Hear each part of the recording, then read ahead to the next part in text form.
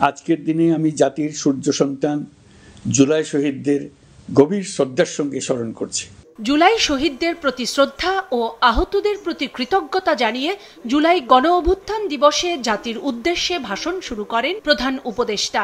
শুরুর দিকেই জানান, আগামী রমজানের আগেই হচ্ছে জাতীয় নির্বাচন। অন্তর্বর্তী সরকারের পক্ষ থেকে আমি প্রধান নির্বাচন কমিশনারের কাছে চিঠি পাঠাবো যেন নির্বাচন কমিশন আগামী রমজানের আগে 2026 সালের ফেব্রুয়ারি মাসে জাতীয় নির্বাচন অনুষ্ঠানের আয়োজন করে। আমরা সরকারের পক্ষ থেকে এই নির্বাচন যাতে সুষ্ঠু, শান্তিপূর্ণ এবং উৎসবমুখরভাবে সম্পন্ন করা যায় সেজন্য সকল প্রকার সাহায্য সহযোগিতা প্রদান করব। সেই জন্য সকল আয়োজন সম্পন্ন করতে আগামীকাল থেকে আমরা সকলেই মানসিক প্রস্তুতি ও প্রাতিষ্ঠানিক আয়োজন শুরু করব। ঐকমত্যের ভিত্তিতে রাজনৈতিক দলগুলি জুলাই সনদে সই করবে এবং এর বাস্তবায়নে একমত হবে বলে প্রত্যাশা জানান প্রধান উপদেষ্টা। বলেন, ভবিষ্যতের কোনো সরকারই যেন আর ফ্যাসিস্ট হয়ে উঠতে না পারে তা নিশ্চিত করতে হবে। আমরা আশা করছি এই ঐকমত্যের ভিত্তিতে অচিরে রাজনৈতিক দলগুলি জুলাই সনদে স্বাক্ষর করবে এবং এর বাস্তবায়নেও ঐকমত্যে পৌঁছাবে। আমাদেরকে নিশ্চিত করতে হবে ভবিষ্যতের কোনো সরকারই যেন আর ফ্যাসিস্ট হয়ে উঠতে না পারে।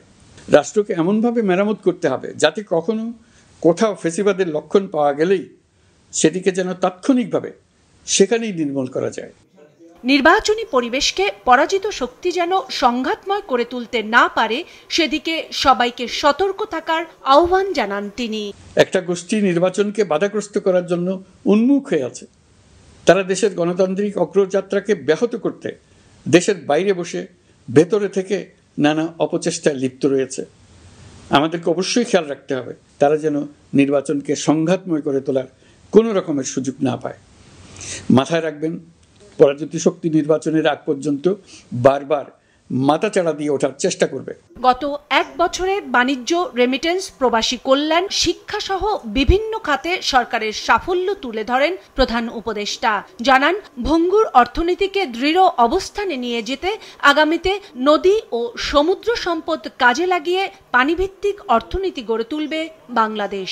দেশের ভেঙে পড়া অর্থনীতিকে মজবুত করতে হলে আমাদের চিন্তায় মৌলিক পরিবর্তন আনতে হবে।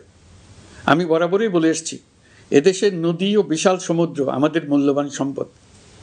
আমরা এই সম্পদকে কাজে লাগিয়ে সমান্তরালভাবে পানিভিত্তিক অর্থনীতি গড়ে তুলতে চাই।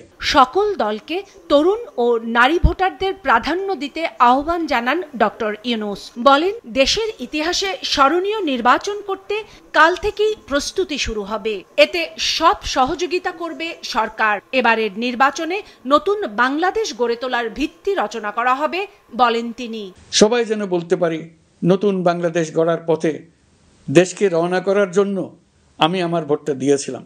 কাউসার সোহেলি, মাছরাঙ্গা সংবাদ, ঢাকা।